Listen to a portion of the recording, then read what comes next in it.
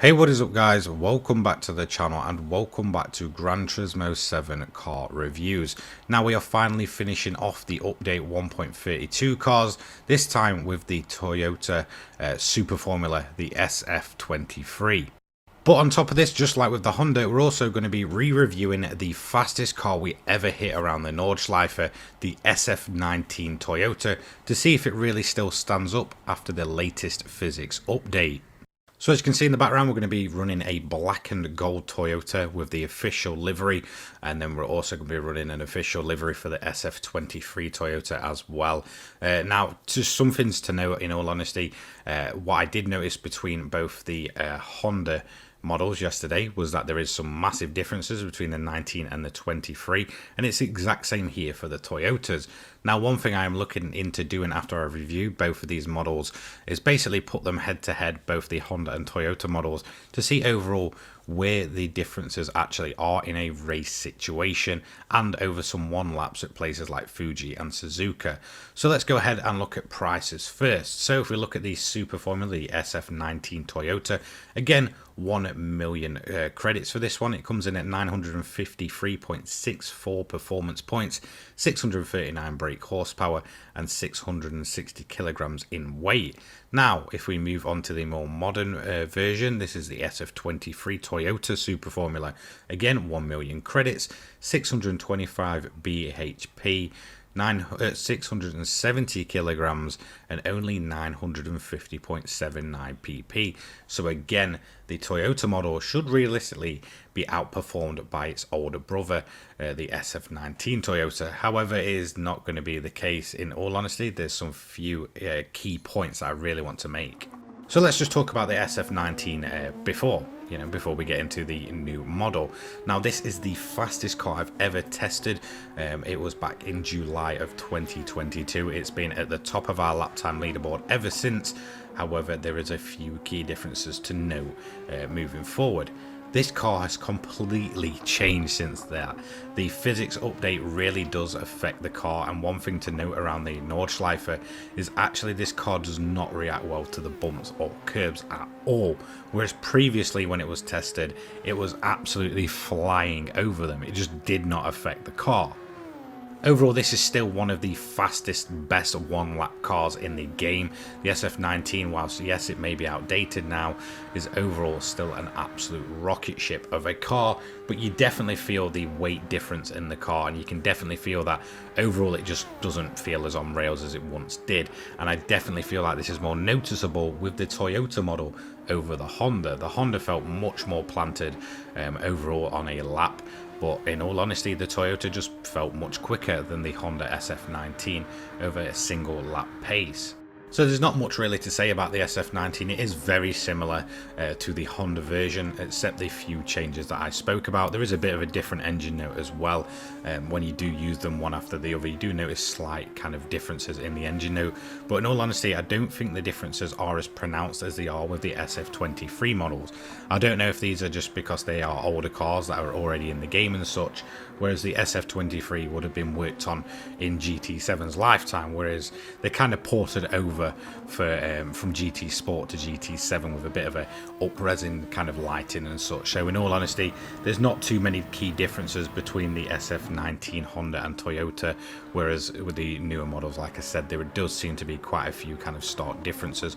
Under BOP situations, I think it'll be quite interesting to see how it kind of gets on with the Honda and Toyota. So overall, if I had to give credit to one of the 19 models, I would definitely say the Toyota just feels overall better, if not a little bit more unstable over the bumps. It certainly feels quicker throughout an entire lap. So let's see, after the most recent physics change, how this car goes on the comparison really to not only the Honda model but also itself from back in July of 2022. And as you can see, there is a massive drop off in overall lap time, and that's because there just is more weight to the car. You can certainly feel that these cars have been slowed down and aren't as on rails. However, it is much quicker over a single lap of the Nordschleife than the Honda model that we tested. And overall, its 1 lap pace just feels much better than the Honda version. However, I haven't fully tested them in a race situation since the latest update, so I will be doing that when it comes to a kind of more in-depth test of all of these Super Formula cars. So now let's move on to the brand new SF23 Toyota, and this is where there is much more of a pronounced difference between the two models. So the Honda, it revs very high, it wants to rev a lot more out of corners, whereas the Toyota is the complete opposite. It definitely reacts better to short shifting than the Honda model. It also felt a lot more weighty through some of the corners. One thing I did notice when it came to the Toyota without the BOP on was that there was kind of a, I guess, reduced braking time. However, it came at the risk of, through the corners, it just felt much more sluggish compared to the Honda. So it felt better on the brakes, but through the corners, it just didn't feel as good. On exit though, that short shift and the ability of this car to get back up to speed is just much more pronounced in the Toyota. So since I've really spoke about the Honda version in depth and really kind of where the similarities end are at that, which one do I honestly prefer out of the Honda and the Toyota? Now, in all honesty, the Honda version is more for me. It feels more aggressive, it felt better when it wasn't BOP'd. However, under BOP circumstances, the Toyota is definitely the car to go in terms of the 2023 models. One thing you may have noticed from Daily Race B this week is that the Toyota is just generally the faster car. If you go and check the top times on the leaderboard, the Toyota seems to be outperforming the Honda at Fuji by a lot. In all honesty, there is a lot more high ranked players using the Toyota and getting more out of the Toyota, myself included, than the Honda model. One thing to note, when I used the Honda in the daily race, I was about a second off of my Toyota time. So certainly under BOP situations, the Toyota is definitely the car to go for some tracks. I don't know if this will be the case for all tracks, but certainly in the case of Fuji and such, the Toyota model is definitely better under that BOP circumstances. But for me, I am just a bit of a Honda fanboy, and in all honesty, I would just say go for the Honda. I feel like it does have a better sound to it, and it definitely wants to rev a lot more. If you're an aggressive driver, in all honesty, you could probably get on with the Honda much better than the Toyota, where the Toyota feels like more of a precise machine and definitely reacting better to a cleaner input. So it's really completely up to you, but my personal preference would just be the Honda for kind of, I guess, brand preference.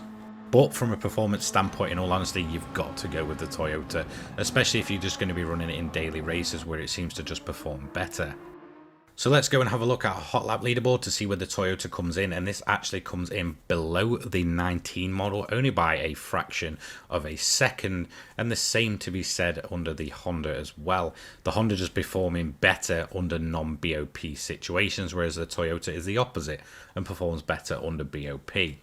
So there we have it, that is all of them tested, and this does lead me to kind of make a bit of an announcement. So with the new physics update and realizing just how different the times are from how the game used to feel to, well, currently, anything reviewed on that leaderboard, as well as the modified one as well, before 1.31 will actually be deleted and brought up to standard. So this means there will be some re-reviews on the channel, because a lot of cars have changed, a lot of car metas have changed, and just overall the speed of cars have changed. Some cars that were very good pre 1.31 now just aren't that good. So I do think that it will be worth kind of getting those times off and re-reviewing a bunch of cars, just to kind of see if they're still any good and if my opinion overall has changed on those cars. So that is going to be it for the super formulas. I will have a big roundup video in the I guess next week sometime. We'll have some money guides coming up tomorrow for some of the more up-to-date cars. Thank you so much for watching. Don't forget to leave a like, comment, subscribe, all that good stuff. My Twitter, my Discord, and my donation link will be down in the description down below, and I will see you all later on. Have a fantastic day, guys. Peace.